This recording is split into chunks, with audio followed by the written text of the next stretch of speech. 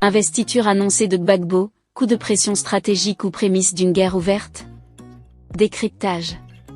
Pour plus d'informations sur ce sujet, retrouvez-nous après le générique. Mais avant de commencer, n'oubliez pas de vous abonner et d'activer la cloche de notification pour ne pas manquer nos prochaines vidéos. Bon visionnage.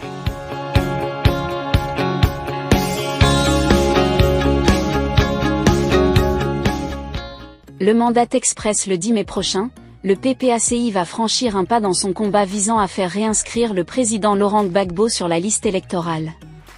Ils ne l'ont jamais dissimulé. Pour les militants du PPACI, la seule et unique candidature qui vaille en leur sein, dans le cadre de la présidentielle 2025, est celle de Laurent Gbagbo. Il est le plan A, B, C voire Z, disent-ils. L'irréversibilité de cette conviction se confirme au fil des semaines. Ce samedi 13 avril, au terme d'une session extraordinaire du comité central, le PPACI a annoncé l'investiture de son champion, le 10 mai prochain, au Sofitel Hôtel Ivoire.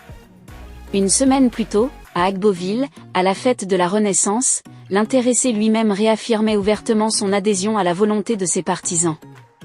Les militants du PPACI ont présenté ma candidature depuis que je suis revenu de La Haye. Ils me tarabustent pour que je sois candidat. J'ai fini par dire oui et je dis oui, avait lancé le Woody de Mama. À cette occasion, Gbagbo avait remis sur le tapis la question de son éligibilité en livrant avec force détail sa version des faits sur l'affaire dite du braquage de la BCEAO, qui lui vaut la déchéance de ses droits civiques, donc la perte de sa qualité d'électeur.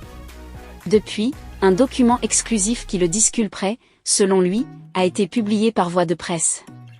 Bien avant, le gouvernement avait été saisi à l'effet d'ouvrir des discussions avec le PPACI pour la réinsertion de l'ancien chef de l'État sur la liste électorale. Sur ces entrefaits, l'on aurait pu subodorer que le parti attendrait la suite de cette double démarche pour aviser que non.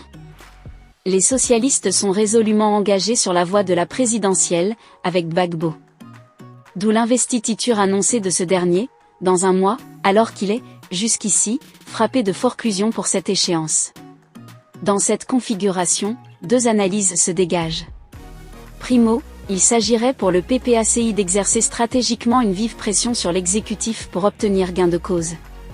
En investissant son candidat à plus d'un an de la présidentielle, le Parti des peuples africains envoie, en effet, un message à l'opinion, à savoir qu'il rentre, dès le 10 mai, en campagne pour 2025.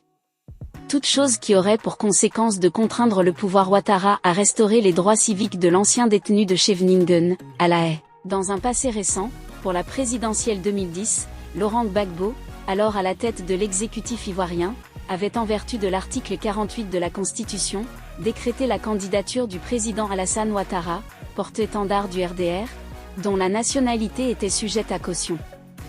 Selon l'article 48, lorsque les institutions de la République, l'indépendance de la nation, l'intégrité de son territoire ou l'exécution de ses engagements internationaux sont menacés d'une manière grave et immédiate, et que le fonctionnement régulier des pouvoirs publics constitutionnels est interrompu, le président de la République prend les mesures exceptionnelles exigées par ces circonstances après consultation obligatoire du président de l'Assemblée nationale et de celui du Conseil constitutionnel.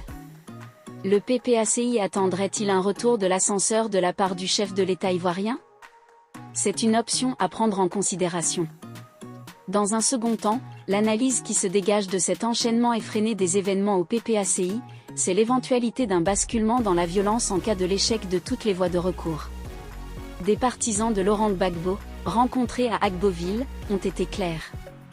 Pour eux, il faut éviter de plonger le pays dans le chaos en rejetant la candidature de l'ancien chef de l'État.